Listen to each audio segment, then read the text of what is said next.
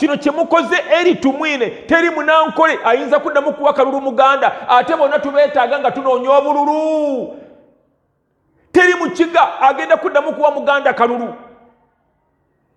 Teri mutooro asobola kuddamu kuwa Muganda kalulu. Effujjo abawagizi ba Bobi Wine lye mulaze ku social media, lye mulaze ku Facebook, ku Twitter, ku Twitter, ku TikTok, ebintu bye mukoze byonna ne muvuma Jeno eri Tumwine ne mumuzannyamu obuzannyo ne mumookinga omulambo gwe. Ayayaya Bobi Wine Katonda nzikiriza, Katonda yakuba Buganda omuggo n'akuleeta Obuganda politics yenna omutte. Bobi Wine ose politics omu Buganda teri basobola kutukwasa bukulembeze, teri bayinza tuwa buyinza. Bobi Wine wajjanga kikolimo abantu aboononefu bonna batekako bukofiira bu.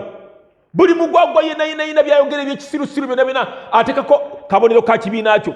Buli muntu yennawe mula atekako kifaananyi kyo ku Facebook. Bobi Wine wavaawa oba wava Magombe ddayo tewali yakuyita.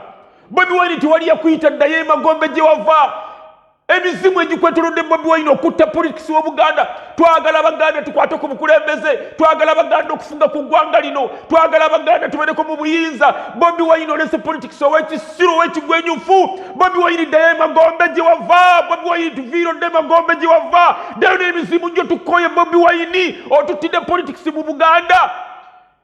Abanankole mutufuge paka Yesu lwalidda.